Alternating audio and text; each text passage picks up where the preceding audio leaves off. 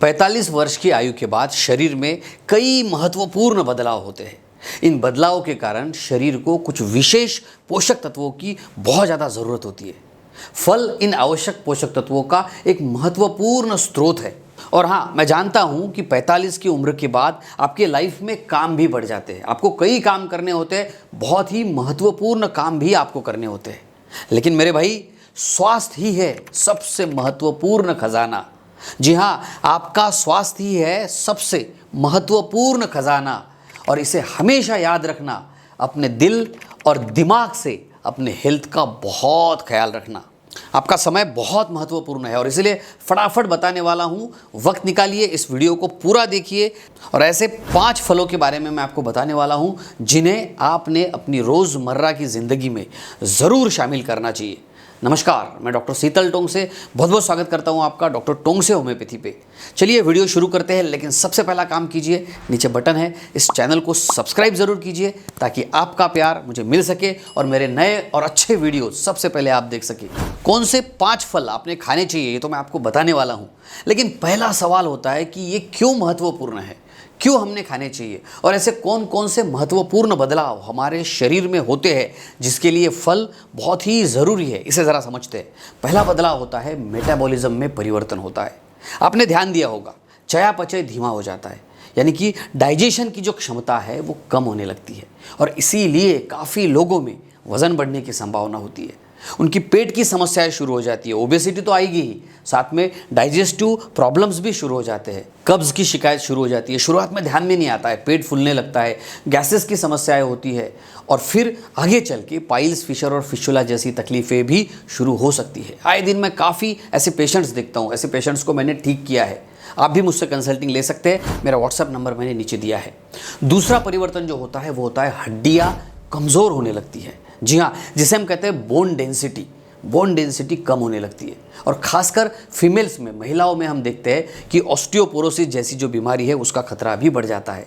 तकलीफ़ें होने लगती है, जोड़ों में दर्द होने लगता है, घुटनों में दर्द होने लगता है, कमर में दर्द होने लगता है। इस तरह की समस्याएं बढ़ती हुई उम्र के साथ शुरू होने लगती है, और इसीलिए फल बहुत ही महत्वपूर्ण हो जाते हैं। तीसरा बदलाव होता है मांसपेशियों में कमज़ोरी। आपने भी महसूस किया होगा, जो ताकत, जो शक्ति पहले रहती थी वो थोड़ी थोड़ी कम होने लगती है, कमज़ोरी सी महसूस होने लगती है। बढ़ती हुई उम्र के साथ चौथा बदलाव होता है हृदय रोगों की जोखिम जो है वो बढ़ जाती है।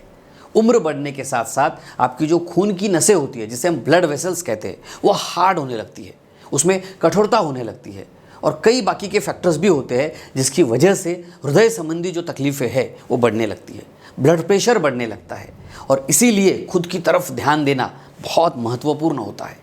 पांचवा बदलाव होता है हार्मोनल चेंजेस। स्पेसिफिकली हम महिलाओं में देखते हैं, मेनोपॉज का ये दौर होता है और हार्मोनल बदलाव शरीर में होने लगते हैं, और जिसकी वजह से शारीरिक और भावनात्मक जीवन पर भी इसका प्रभाव होता है। पुरुषों में अगर हम कहें तो टेस्टोस्टेरोन का जो स्तर है वो धीरे धीरे कम होने लगता है, और टेस्टोस्टेरोन हमारे शरीर में बहुत इंपॉर्टेंट हार्मोन होता है। अब जब ये कम होने लगता है तो इसकी वजह से थकान, कमज़ोरी, वीकनेस, इस तरह के सिम्टम्स डेवलप होने लगते हैं। शुरुआत में ध्यान में ही नहीं आता है, या यूँ कहे कि हम काम में इतना बिजी होते हैं कि इसकी तरफ ध्यान नहीं दे पाते हैं, और इसीलिए इन बातों को आगे समझना बहुत ज़रूरी है। 6 नंबर का बदलाव जो होता है वो विजन और सुनने में परिवर्तन होने लगता है। उम्र के साथ साथ ये बदलाव होने लगते हैं। 7वां बदलाव होता है आपके त्वचा में परिवर्तन होने लगता है। जी हाँ, आपकी जो त्वचा है ड्राई हो सकती है, झुर्रियाँ आ सकती है, और कुछ लोगों में चेहरे पर धब्बे आना, इस तरह की समस्याएं भी शुरू होने लगती है। तो चेहरे पे अगर झुर्रियाँ आ जाए, स्किन अगर ड्राई हो जाए, तो टेम्पररी ऑइंटमेंट नहीं लगाना है, बल्कि इसके परमानेंट सोल्यूशन की तरफ ध्यान देना है, और यही जो 5 फल मैं अभी आपको बताने वाला हूँ इसे अपने डाइट में शामिल करना है। तो चलिए अब समझते हैं फटाफट उन 5 फलों के बारे में। पहले नंबर पर है बेरीज। जी हाँ, सभी प्रकार की बेरीज, स्ट्रॉबेरी है, ब्लूबेरी है, हमारे इंडियन आंवला हम बेरीज में कंसीडर करेंगे, आंवला है, करोंदा है, जामुन है।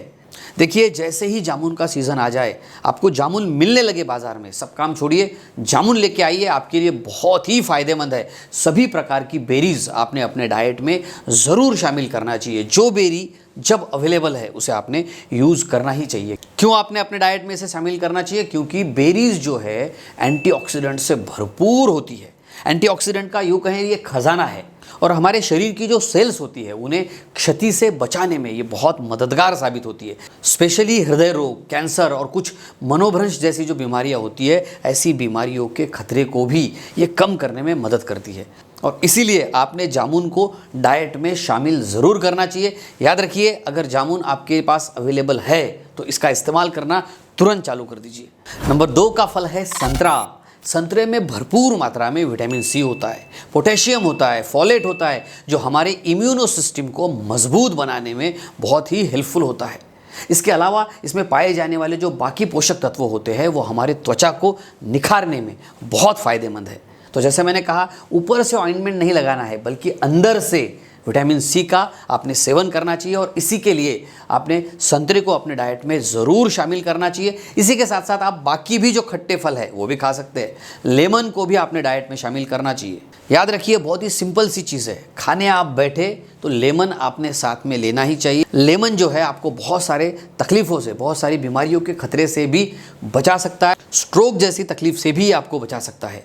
3 नंबर का फल है पपीता। पपीते में भी विटामिन सी होता है, विटामिन ए होता है और पेपिन नाम का एक एंजाइम पाया जाता है जो हमारे डाइजेशन के लिए बहुत ही मददगार है। जैसे मैंने शुरुआत में ही बताया, बढ़ती हुई उम्र के साथ डाइजेशन स्लो होने लगता है। अगर आप पपीते का रेगुलर सेवन करेंगे तो आपका डाइजेशन भी अच्छा होगा, आपकी इम्यूनो सिस्टम भी मजबूत बनेगी और हाँ, एंटी इन्फ्लामेटरी गुण भी इसके अंदर होते हैं, यानी कि अगर कहीं पर स्वेलिंग है तो वो भी कम हो जाती है, सूजन भी कम हो जाती है। चलिए जानते हैं 4 नंबर का फल जिसे भी आपने अपने डाइट में शामिल करना चाहिए और जो बहुत ही इजीली अवेलेबल है, और वो है बनाना यानी कि केला।